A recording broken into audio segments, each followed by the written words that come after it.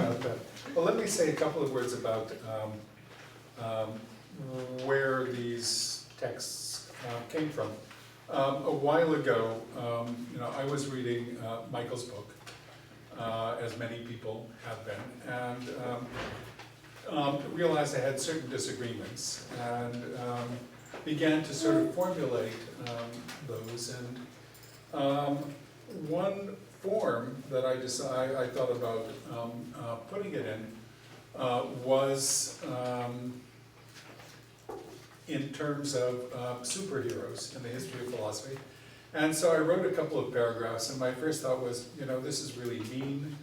People will think I'm a really awful person if I actually publish this. If anybody would even agree to publish it. But then I had this great idea of sending those paragraphs to Michael. and suggesting that if he would write a response as sharp as the paper that I was in the process of writing, then we could publish it together, and it would be sort of fun. And I was delighted that he agreed. And so it's actually coming out in July in the Journal of the History of Philosophy, and you're going to hear it before anybody else does. Let me also tell just a brief story about French intellectual life that was told to me by a colleague at Chicago a number of years ago. And he said that the way things work in France is sort of every sort of master scholar has his own castle and his own guys. And they sit and they talk and they stew and they work up a head of steam. And then every couple of years, they go down and they meet the guys from the neighboring castle and have a big battle. And they all, at the end of it, they race back to their castle and talk about it for 5 years. And so this is, in a certain sense, we have turrets on our building. So we're protected. But let me begin. Everyone loves superheroes. And superheroes, of course, have incredible powers. They can leap tall buildings in a single bound, excel at combat, and have X-ray vision. But in addition, superheroes have a kind of simplicity of motive and focus that makes them pure and comprehensible in a way in which people we actually know rarely are.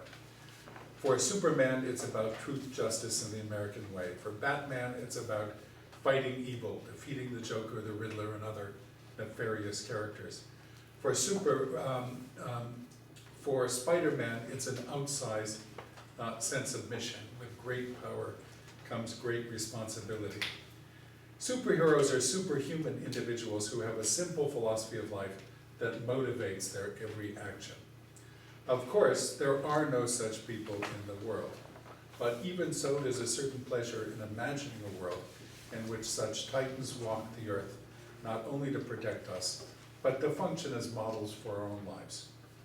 As Spinoza said, quote, "We desire to form an idea of man as a model of human nature, which we may look to." He didn't exactly have Superman in mind, but sort of, in a way. We're not immune to such myth-making in the history of philosophy. There is, for example, Russell's Leibniz, driven by his logic to form a metaphysics in its image. More recently, Bernard Williams has given us a picture of Descartes, who's obsessed with the idea of pure inquiry. And now there is Spinoza, super-rationalist, a new superhero in the pantheon. This Spinoza first appears in the work of Michael, but he's been enthusiastically embraced by a variety of other commentators. What makes this vision of Spinoza so distinctive is his devotion to the principle of sufficient reason, the PSR. On this conception, Spinoza's philosophy is understood as the systematic working out of the PSR and its consequences. For fans of this Spinoza, his project is one of pure rationalism, pressing the idea of intelligibility of the world as embodied in the PSR, as far as it will go, farther than anyone before or since, except perhaps Michael. But, the sworn enemy of brute facts of all kinds, this Spinoza offers us a purity of vision that has the potential to transform even contemporary philosophy, making clear the consequences of living in the bright and luminous world of pure intelligibility. In this essay, I'd like to explore this reading of Spinoza's thought.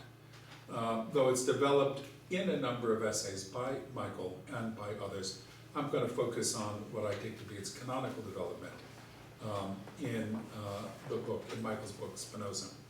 I'll begin with the development of this conception of Spinoza and a discussion of the grounds for attributing to Spinoza such a vision of philosophy and of the world. I'm going to argue that as attractive as such a view of Spinoza may be, it's not the historical Spinoza who lived and worked in the 17th century Dutch Republic. I'll argue that the historical Spinoza's motivations are much less metaphysical and epistemological and more ethical and political than the super-rationalists depicted in Michael's book. Furthermore, I'll argue that while Spinoza was certainly against superstition and supported a kind of scientific rationalism, there is a brute fact, a fact for which there seems to be no reason at the center of Spinoza's thought that makes it inconsistent with any strong reading of the PSR. And I'll end with some methodological thoughts on the positive and negative roles that such readings of figures in the history of philosophy may play in the field. So, who is this new superhero? Mild-mannered lens grinder, he quickly turns into an aggressive rationalist when he picks up his pen. Here are some ways that Michael, his devoted companion, characterizes him and his philosophy. So Michael Spinoza is first of all committed to the intelligibility of everything. For him, this means that Spinoza is committed to the PSR. He writes, and this is the first quotation. First bunch of quotations are from Michael's book. Spinoza's philosophy is characterized perhaps by the boldest and most thoroughgoing commitment ever to appear in the history of philosophy to the intelligibility of everything. For Spinoza, no why question is off limits. Each why question, in principle, admits of a satisfactory answer. And another quotation, Spinoza thus sees his philosophy as a stronghold against irrationalism in philosophy and as a challenge to other more complacent ways of doing philosophy. For these reasons, in other words, because of the purity of his philosophy, Spinoza enjoys a permanent and essential place in the canon of great philosophers and provides a refreshing and needed contrast to other, less ambitious philosophical thoughts. Skipping a couple down, Spinoza can be seen as a pure philosopher, always seeking explanation, always refusing to be satisfied with primitive, inexplicable notions. This purity is most evident in his commitment to the principle that each fact has an explanation, that for each thing that exists there's an explanation that suffices for one to see why that thing exists. Spinoza employs the PSR more systematically perhaps than has ever been done in the history of philosophy. Michael Spinoza was a pure philosopher in the sense that he was working out the consequences of his conception of intelligibility, rationalism, the PSR, which were the primary motivations for his thought. In this way, his Spinoza is an arch rationalist, someone whose main motivation was to work out more thoroughgoing and consistent rationalism than anyone before. And this is how Michael characterizes Spinoza's relation to Descartes. Descartes' conception of substance incorporates some guiding rationalist motivations, but Spinoza can be seen as implicitly saying, Descartes does not carry out these rationalist motivations consistently or far enough. Once you take the rationalist motivations in Descartes and follow through on them clear-headedly, you will arrive at something like Spinoza's more controversial account. And intelligibility here, by the way, and this is the last quotation on the first page that I won't read, means intelligibility for us, either actually or possibly, not intelligibility for God but something that in principle we could understand if it were said, though we may not, as a matter of fact, for any particular fact, actually have the explanation. Now, and closely connected with the standard of intelligibility and the PSR is a certain conception of naturalism. Spinoza's naturalism, as I understand it, is the view that there are no illegitimate bifurcations in reality. This is a quotation from Michael. And this in turn is closely connected with the claim that there are no brute facts whatsoever in Spinoza's thought. We can see Spinoza's naturalism, and this is a quote as well, as driven by his rationalist denial of brute facts. And in his glossary, in fact, Michael defines a brute fact as, quote, a fact that has no explanation. For Michael Spinoza, there are no brute dichotomies in nature, such as between mind and body, or any domain in which the laws of nature don't apply. More generally, there are no brute facts at all. If such brute facts were to exist, they would violate the PSR. Now, to better understand how it is that Michael Spinoza works, let's look at a couple of ways in which the PSR is applied. Here's his account of why substance has more than one attribute.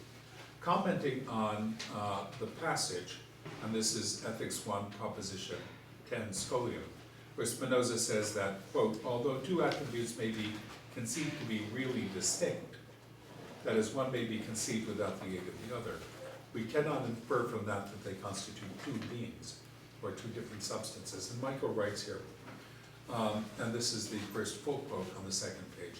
Spinoza says here that the conceptual barrier shows that one attribute cannot prevent a substance from having another attribute.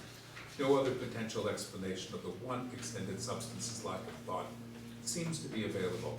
So if this substance did lack thought, that would be a brute fact and as such ruled out by the PSR. In this way, we can quickly see that every attribute not only must be instantiated, but must also, on the pain of violating the PSR, be instantiated by a single substance. And so he concludes, the PSR is at the root of the claim that substance has all the attributes. Note here that this is not exactly the argument that Spinoza himself gives, nor does Michael claim it is. It is a way of seeing why Spinoza might have held it. If Spinoza is committed to the PSR, as Michael understands it, then the PSR would commit Spinoza to this position, which we know he is from the text committed to. Here's a second case, the argument for why all mental states must be representational. And Michael writes, I know of no other plausibly Spinozistic way to answer the question, what is it in virtue of which A, a representational mental state, and B, a non-representational mental state are both thinking. Thus, the existence of such disparate mental states would involve a brute fact for Spinoza, and so be unacceptable. And again, this is not an argument that Spinoza himself gives, but that Michael gives in his name. This is the project to mine below the surface in Spinoza's text and find out what, in a way, the real motivation behind the words on the surface are. And Michael finds the motivation in a thoroughgoing rationalism and adherence to complete intelligibility, the principle of sufficient reason, and a denial of all brute facts. Now, Michael Spinoza appeals to the PSR and a wide variety of other arguments to establish that finite things are not substances, that all causal connections are grounded in conceptual truths, to establish necessitarianism, to deny anthropomorphism in God, to answer skepticism, among many other things. But it's not only metaphysical and epistemological issues in which Michael Spinoza appeals to the PSR. The PSR also plays crucial roles in the accounts that he gives of Spinoza's views on the rejection of ordinary evaluative terms, of morality in general, political rights, the rejection of miracles, and the divinity of the Bible. Indeed, he argues, quote, Spinoza, it is no exaggeration to say, was excommunicated because of his rationalism and naturalism, which is a very, very strong claim. And rationalism and naturalism is, of course, the PSR. And he may be, if true, the first person to be actually excommunicated for holding to the principle of sufficient reason. In Spinoza, Michael tries to make good on the claim that everything in Spinoza is generated by the PSR by showing in detail how each element is or can be construed as deriving from the PSR or from the strong denial of brute facts.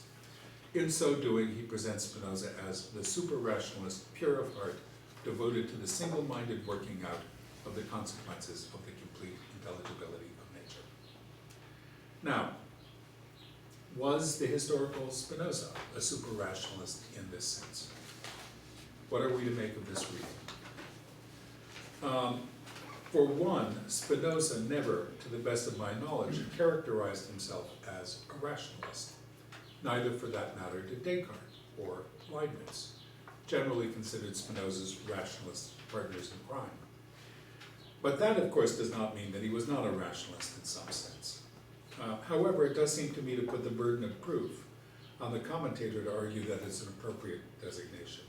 In any case, it did not seem to be an actor's category within this group of 17th century philosophers.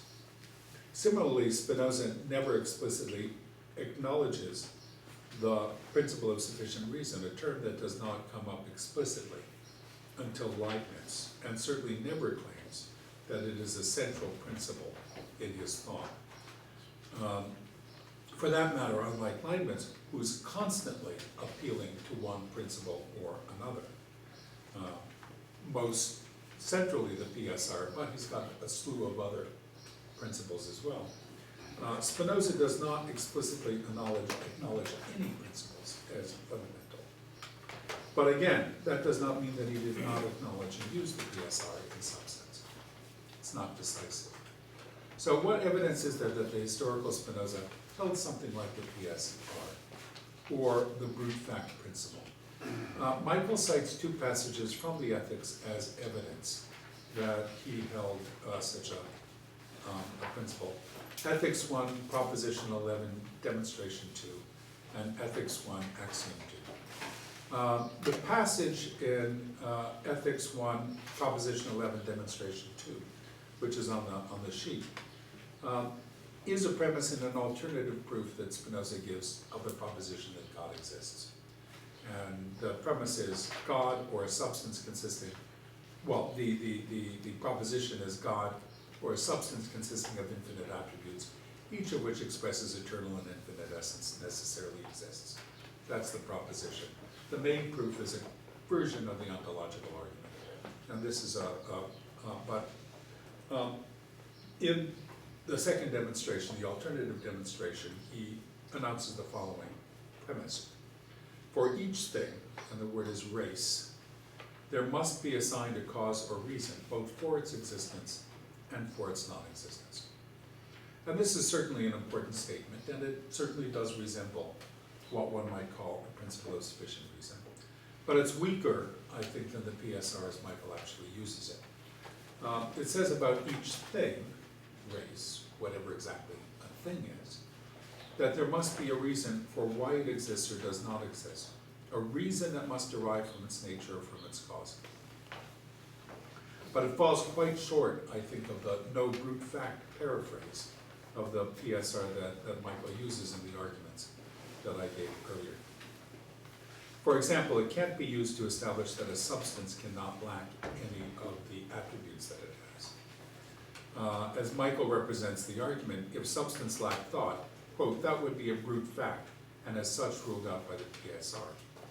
Maybe so, but not by this particular version of that principle, so far as I can see. Unless we read thing here in an extremely broad way, one that goes far beyond the question at issue in the context of the proof, where we're concerned with the existence of substance. Similarly, it can't be used to support the claim that there's no distinction between representational and non-representational mental states. As Michael represents Spinoza's reasoning, quote, the existence of such disparate mental states would involve a brute fact to Spinoza, and so be unacceptable. Again, the weak version of the PSR in this premise from E1, Proposition 11, Demonstration 2, is inapplicable unless thing is stretched far beyond plausibility. So let's turn to Ethics 1, Axiom 2, the other text that Michael cites to support his claim. That axiom reads as follows: what cannot be conceived through another must be conceived through itself. And here is Michael's explanation for why this is a statement of the PSR. Here Spinoza says, in effect, that each thing must be conceived through something, either itself or another thing. For Spinoza, to conceive of a thing is to explain it. Thus, in presupposing in Ethics 1, Axiom 2, that everything can be conceived through something, Spinoza presupposes that everything is able to be explained. He builds a notion of intelligibility into the heart of his metaphysical system. The interpretation works, though, only if we agree with Michael that, quote, to conceive a thing is to explain it. That seems rather implausible to me, and as it has to a number of other commentators. But even if we reject what Michael reads into this axiom, it's difficult to know what to make of it. Since by Ethics 1, definition 3, a substance is that which is conceived through itself, and by definition 4, a mode is that which is conceived through another. One then might interpret this axiom as saying that everything is either substance or mode. But when Spinoza makes that claim in later texts, for example, in Ethics 1, Proposition 4 demonstration, it is to the first axiom that he appeals. That first axiom reads, whatever is either in itself or in another. Indeed, after stating axiom 2, it never appears again in the ethics. It's never actually used in the ethics. One might hold that axiom 2 is redundant with respect to axiom 1, perhaps, or one might hold more strongly that it advances the stipulative claim that everything must be conceivable in one way or another. Interpreted in this way, there's certainly a kind of intelligibility issue, but even so, like the principle drawn from the second demonstration of Proposition 11, it only applies to things or to ideas of things. And it's difficult to see how it could be extended to the very general denial of brute facts, as Michael's super-rationalist PSR is. Now, I'm not very surprised that Michael doesn't consider other supports for the claim that Spinoza, or I am surprised that he doesn't consider other supports for the claim that Spinoza considered the world to be generally intelligible. Here are some indications of his commitment to the intelligibility of the world. And this is a paraphrase of Ethics 1, Proposition 28. Every finite mode must have a finite cause. And then another commitment that appears in a number of places, everything in nature follows exceptionless laws. And these all do suggest a very high standard for the intelligibility of nature. But even so, they fall short of Michael's version of the PSR. And in particular, there's nothing in any of these particular statements that suggests anything as strong as no brute facts. Come back to that shortly. I suspect that Michael also thinks that his readings of particular Spinoza's doctrines as following from the PSR would be further support for the claim that Spinoza held the PSR in the strong form that he advocates.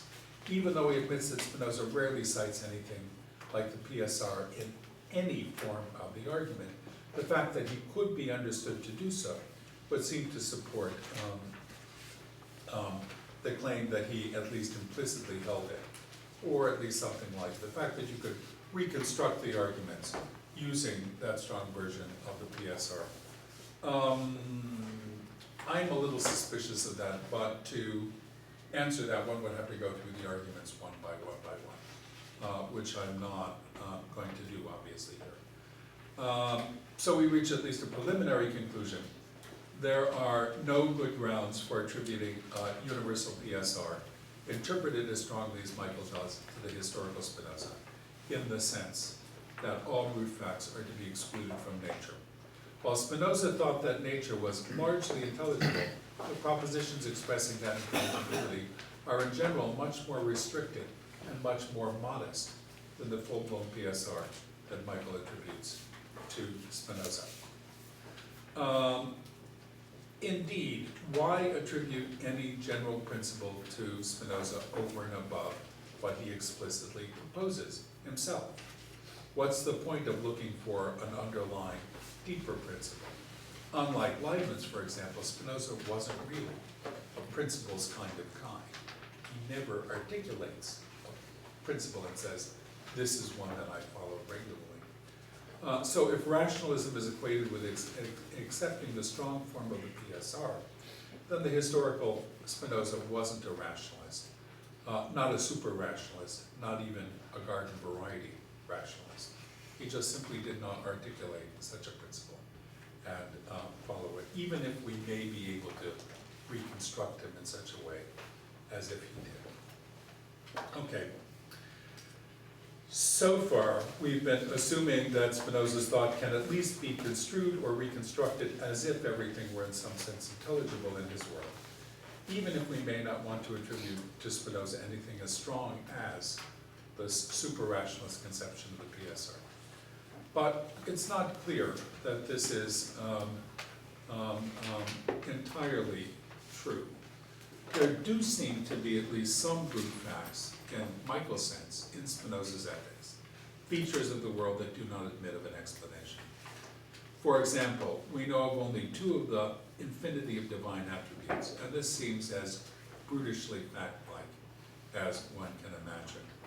Another apparently brute fact is the division between substance and its attributes, or the distinction among three different kinds of knowledge.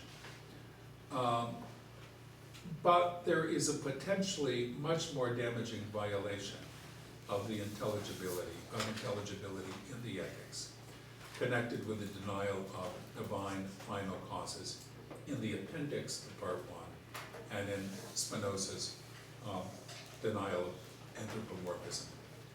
And this is what it is that I would like to take up and suggest that at the heart of Spinoza's project, there is one big brute fact that you can't get rid of. So Michael, of course, does take up the question of the denial. He's going to continue to disagree with me about that, I'm sure. I've changed my mind.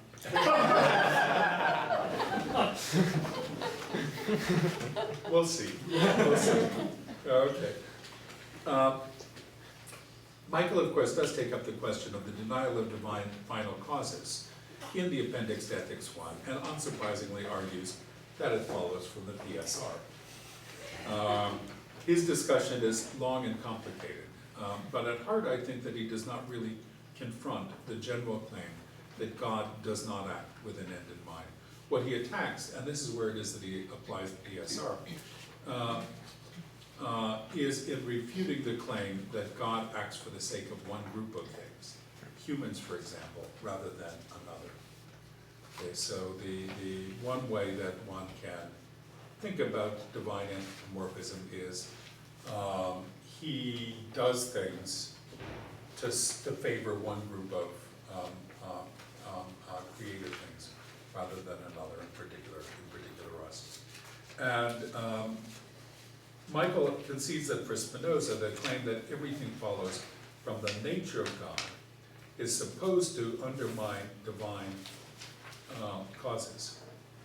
But he suggests this does not close the question. And this is, I think, a quotation. No, it isn't a quotation. I didn't put it on the handout. This is from Michael's book. Can't a thing that is God, by the necessity of its nature, privilege some things above others, so that the latter, the others, are for the sake of the former? Such a determined, necessary process can be seen to be no less goal-directed and teleological than a process that does not follow from the necessity of the nature of a thing. So he's suggesting a way in which maybe we can get final causes into the Spinozistic system. This then is the question that he addresses. Quote, what's wrong with such divine intentions or goals, that is, aiding one or another group of beings, such as humans, especially if they flow from the necessity of God's nature? And of course, the answer is the PSR. Let us say, quote, this is from Michael again, that a thing X is a finite thing for the sake of which God acts. Further, let us say that God wills to bring about other finite things in order to bring about or aid X. Those other finite things are thus in some way subordinated to X. And Michael claims that Spinoza's God could not do this by the PSR. Any, quote, any privileging of X in particular, or even of any finite collection of finite modes, would seem to be arbitrary, a brute fact, and as such Spinoza would reject it. In other words, picking out one group or another to favor, there can be no reason for doing that. It would be just a brute fact, and therefore God could not do that. And so by the PSR, as Michael understands it, God could not act in such a way as to privilege one group of finite things over another.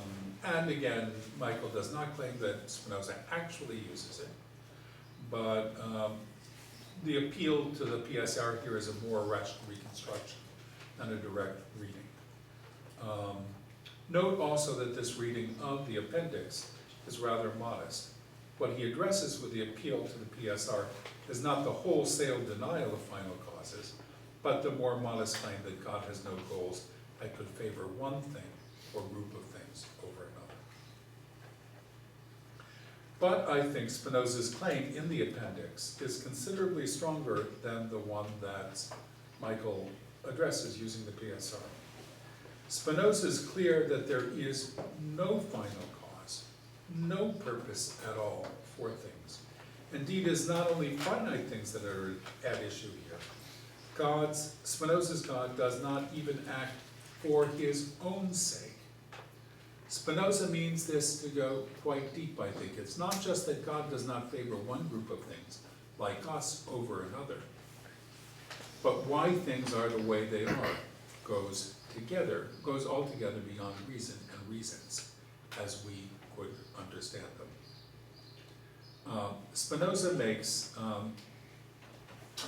the following statement about final causes in the appendix, quote, nature has no end set before it, and all final causes are nothing but human fictions. And he refers back to this in the preface to Ethics 4. And I won't read that, but this is a very, very important claim that Spinoza is making. Nature has no end set before it, and all final causes are nothing but human fictions. While God does nothing for the sake of an end, nevertheless there is a reason for God to do one thing rather than another, just as there is a reason for his existing. And that reason is found in his nature. What God does is just what follows from his nature, period. But what follows from his nature is only as comprehensible to us as his nature is. So there is a reason for everything. Everything follows necessarily from the nature of God. So for everything there is, referring back to his nature, there is a reason for it. It is, in a certain sense, intelligible. But what follows from his nature is only as comprehensible to us as the divine nature itself is.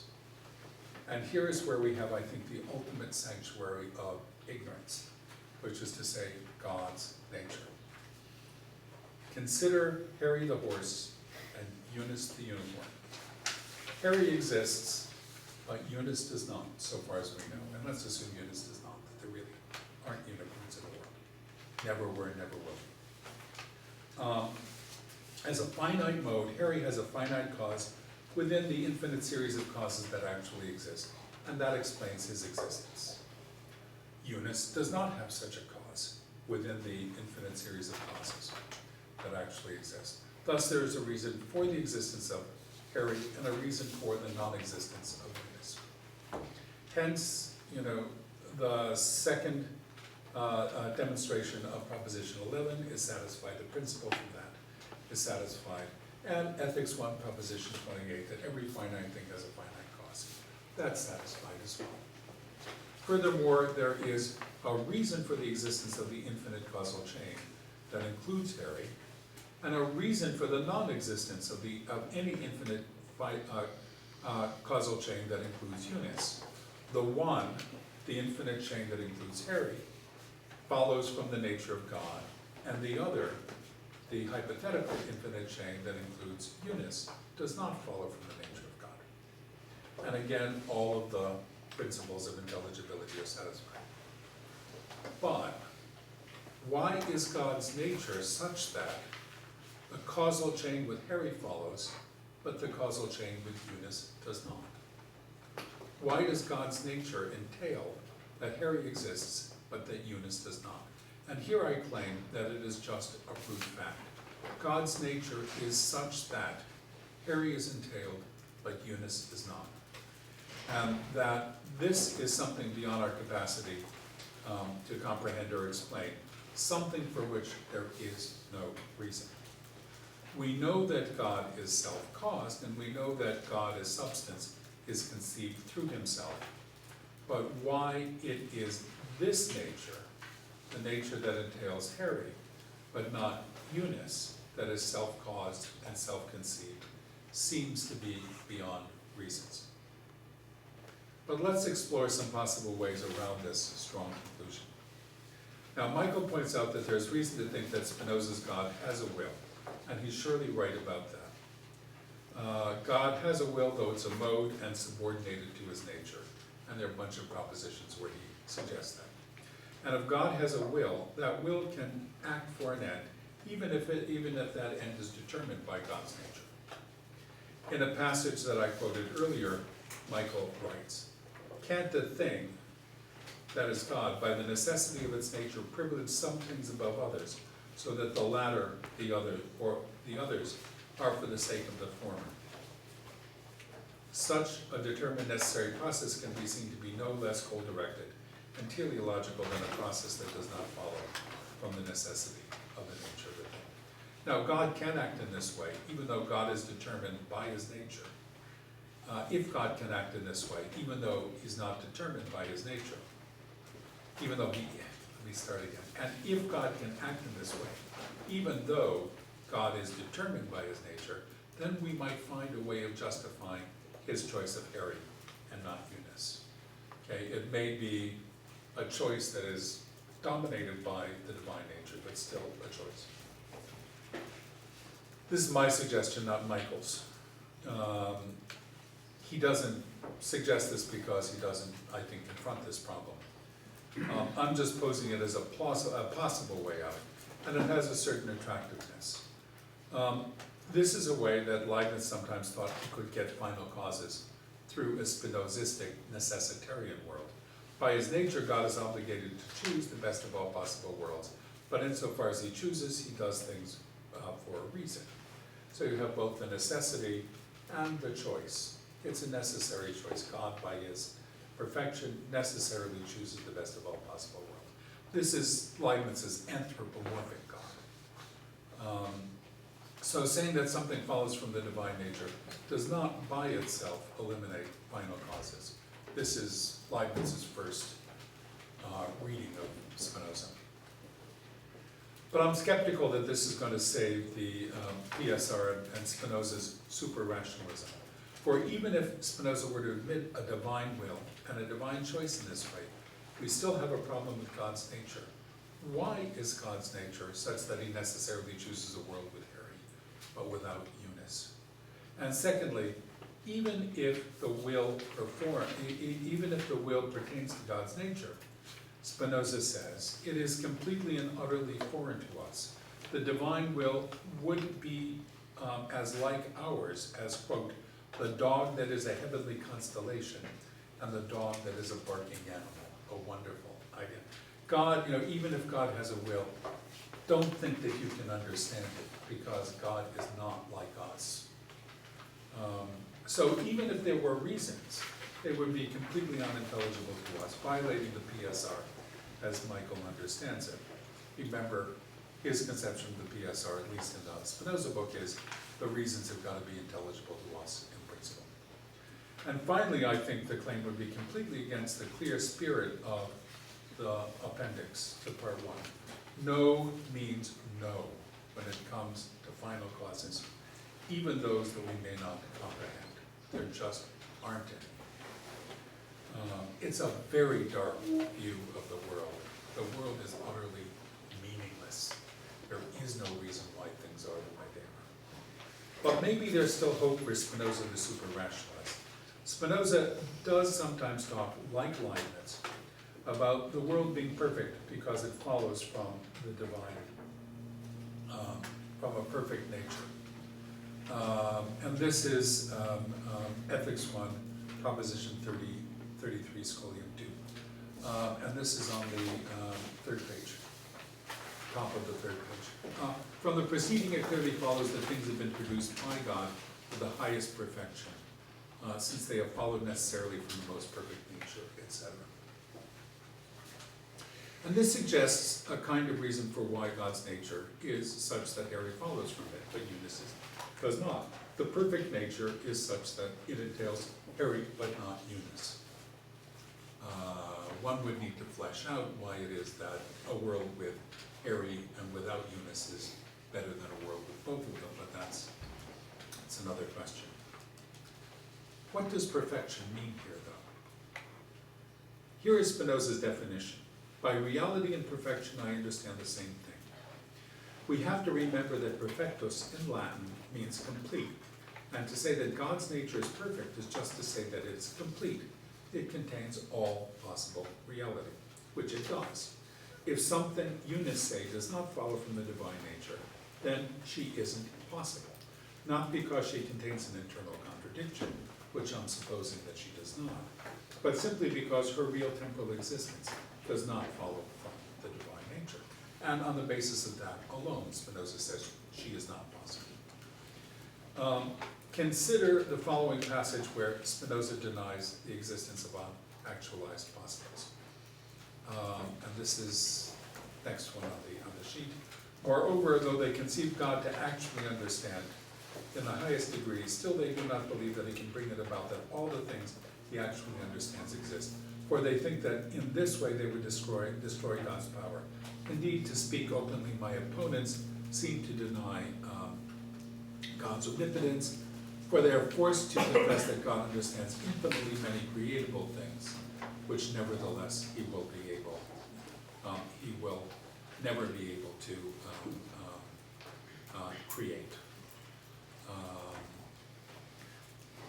Now, Spinoza's opponent wants to say that God could have created Eunice, but that he just didn't. Spinoza, on the other hand, wants to say that the very fact that God did not create her, that is, did not cause an infinite series of finite things in which Eunice can be found, makes it necessary that she not exist. To think otherwise would be to suppose that there is something that God could have made, but did not, which would limit his omnipotence. This is Spinoza's argument. So whatever actually follows from the divine nature defines the domain of the possible for Spinoza. What does not follow from the divine nature must be considered impossible, strictly speaking, odd as that may sound. In this way, it is the divine nature that is the standard of what is possible and impossible. And much the same can be said for perfection. What God causes is perfect because it follows from his nature.